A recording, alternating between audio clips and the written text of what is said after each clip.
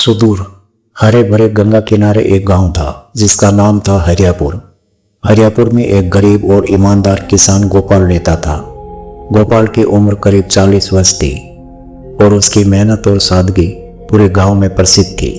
उसकी पत्नी राधा, जो उससे कुछ वर्ष छोटी थी, वो भी उतनी ही मेहनती और दयालु थी। दोनों का जीवन सादा था। मिट्टी का छोटा सा घर जिसमें एक कमरा और एक रसोई थी और बाहर एक छोटा सा आंगन। उनके पास एक छोटा सा खेत था जिनकी फसल पर उनका पूरा जीवन निर्भर था। सुबह से शाम तक गोपाल खेतों में पसीना बहाता और राधा घर के कामों के साथ साथ खेत में भी उसका हाथ मटाती। फिर भी उनकी मेहनत का फल इतना कम था कि कई बार रात को भूखे ही सोना पड़ता। गोपाल और राधा की जिंदगी में खुशियां कम थी, लेकिन उनकी एक दूसरे के प्रति प्रेम और विश्वास अटूट था। गांव के लोग उनकी सादगी और ईमानदारी की मिसाल देते थे। राधा अक्सर कहती, गोपाल, भले ही हमारे पास धन ना हो, लेकिन हमारे पास ईमान और मेहनत है, ये हमें कभी नहीं छोड़ेगी। लेकिन एक साल पहले गांव में भयंकर अकाल पड़ गया। बारिश ने गांव का साथ छोड़ दिया और गंगा का जल स्तर भी कम हो गया। खेत सूख गए और फसलें मुरझा गई।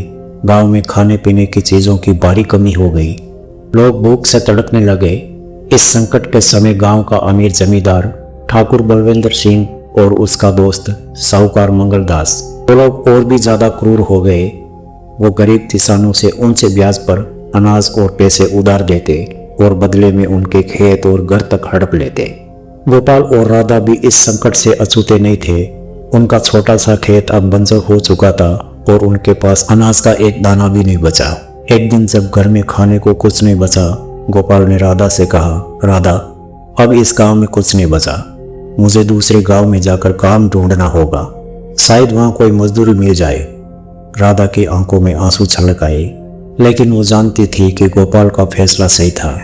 उसने हिम्मत बंधाते हुए कहा, तुम जाओ गोपाल, मैं यहाँ गांव में सब कुछ संभाल लूंगी, बस जल्दी लौट आना। गोपाल ने अपनी छोटी सी पोटली बांधी जिसमें 2 जोड़ी कपड़े और थोड़ा सा सूखा भोजन था और अगली सुबह वो अनजान रास्ते पर निकल पड़ा। राधा अकेली गांव में रह गई, जहां उसे जमींदार और साहूकार की क्रूरता और गांव की भूखमरी का सामना करना पड़ा था। वो रोज मंदिर जाकर प्रार्थना करती कि गोपाल को जल्दी ही कोई रास्ता मिल जाए। गोपाल कई दिनों तक अनजान रास्तों पर भटकता रहा। वो एक गांव से दूसरे गांव जाता, लेकिन कहीं भी काम नहीं मिला। लोग उसे देखकर कहते, यहाँ तो हम खुद भूखे मर रहे हैं, तुम्हें क्या काम देंगे। गोपाल का मन टूटने लगा, लेकिन उसने हार नहीं मानी।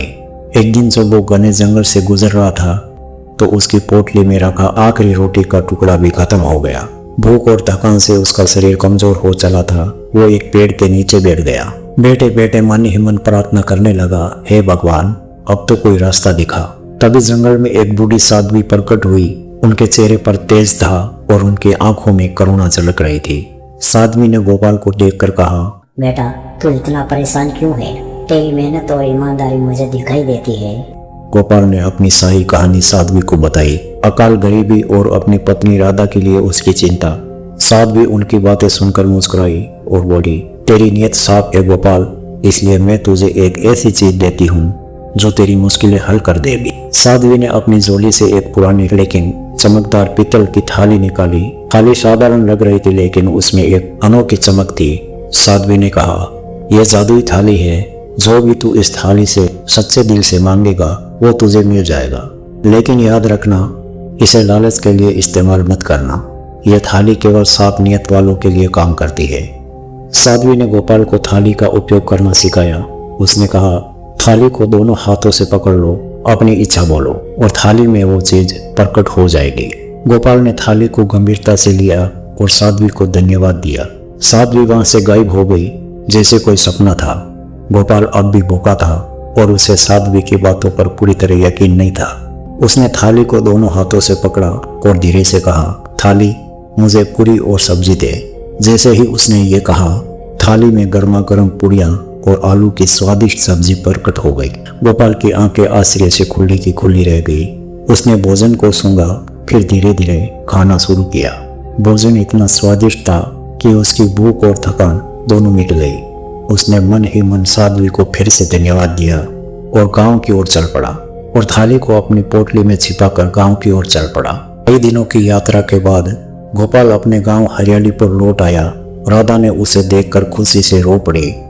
उसने गोपाल को गले लगाया और पूछा, क्या तुम्हें काम मिला? अब हम क्या करेंगे?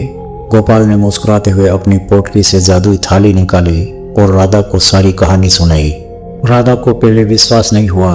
उसने हंसते हुए कहा, गोपाल, तुम थकान में कोई सपना तो नहीं देख रहे हो? ये तो बस एक पुरानी थाली है। गोपाल ने राधा को थाली दिखाई और कहा, चलो इसे आजमा कर देखते हैं। उसने थाली को पकड़ा और बोला, थाली हमें रोटी, दाल और सब्जी दे। पलक झपकते ही थाली में गर्मा गर्म रोटियां और दाल मिश्रित सब्जियां प्रकट हो गई। राधा की आंखें आश्चर्य से चमक उठी। उसने भोजन को छुआ, सूंघा और फिर दोनों ने मिलकर खाना खाया। भोजन इतना स्वादिष्ट था कि राधा की आंखों में खुशी के आंसू आ गए। उसने कहा, गोपाल, ये तो साक्षात भगवान का आशीर्वाद है। अगले कुछ दिनों में गोपाल और राधा ने थाली का इस्तेमाल अपनी जरूरतों को पूरा करने के लिए किया। उन्होंने थाली से अनाज मांगा और अपने खेतों में फिर से बुआई शुरू की। उन्होंने अपने टूटे फूटे घर की मरम्मत के लिए सामान मांगा, लकड़ी, मिट्टी और छप्पर के लिए खप्पर। धीरे धीरे उनका घर फिर से सुंदर और मजबूत हो गया। गोपाल ने खेतों में मेहनत करना शुरू की और थाली से मिले बीजों की वजह से उस साल उनके खेत फला उठे। लेकिन गोपाल और राधा ने कभी लालच नहीं किया। वो केवल अपनी जरूरतों के लिए थाली का उपयोग करते थे। राधा ने गोपाल से कहा, हमें इस थाली का दुरुपयोग नहीं करना चाहिए। ये भगवान का तोहफा है और हमें इसे संभाल कर रखना होगा। गोपाल ने सहमति में सिर हिलाया और कहा, हाँ राधा, ये थाली हमारी मेहनत को और बढ़ाने के लिए है, ना कि हमें आलसी बनाने के लिए। गोपाल और राधा की सुख समृद्धि की खबर गांव में फैलने लगी। लोग आश्चर्य करने लगे कि जो किसान कल तक भूखा था वो अब कैसे इतना खुशहाल हो गया। यह बात जमींदार ठाकुर बलदेव सिंह के कानों तक पहुंची। बलदेव लालची और क्रूर स्वभाव का था। उसने अपने नौकर को बुलाया और कहा, जाओ पता लगाओ कि गोपाल के पास इतना अनाज और सामान कहाँ से आया। नौकर ने गांव में छानबीन की और उसे जादुई थाली की बात पता चली। उसने जमींदार को सारी बात बताई। बलदेव की आंखों में लालच चमक उठा। उसने सोचा, अगर ये थाली मेरे पास हो तो मैं गांव का नहीं पूरे देश का सबसे अमीर आदमी बन जाऊंगा। उसने गोपाल को अपने हवेली में बुलाया और मधुर स्वर में कहा, गोपाल, मैंने सुना है कि तुम्हारे पास एक खास थाली है, उसे मुझे दिखाओ, मैं बस देखना चाहता हूँ। गोपाल ने सादगी से थाली दिखाई, लेकिन बलदेव ने धोखे से थाली छीन ली और उसे अपनी हवेली से बाहर निकाल दिया। बलदेव ने थाली को अपने कमरे में रखा और उत्साह से कहा, थाली, मुझे सोने के सिक्के दे। लेकिन थाली में सोने के सिक्कों की जगह पत्थर के टुकड़े प्रकट हुए। बलदेव गुस्से से चिल्लाया और फिर से कोशिश की, थाली, मुझे हीरे जवाहरात दे। इस बार थाली में मिट्टी का ढेर प्रकट हुआ। बलदेव ने बार बार कोशिश की, लेकिन हर बार उसे निराशा ही हाथ लगी। थाली का जादू बलदेव के लालच के कारण काम करना बंद कर चुका था। साध्वी की बात सच हो रही थी। थाली केवल साफ नियत वालों के लिए काम करती है। बलदेव को गुस्सा आया और उसने थाली को फेंकने की कोशिश की, लेकिन थाली हर बार उसके पास वापस आ जाती। आखिरकार हार कर उसने थाली को गोपाल के घर भिजवा दिया। उसने अपने नौकर से कहा, इस बेकार थाली को गोपाल को वापस दे दो, ये मेरे किसी काम की नहीं। जब गोपाल और राधा को थाली वापस मिली तो वो खुशी से झूम उठे।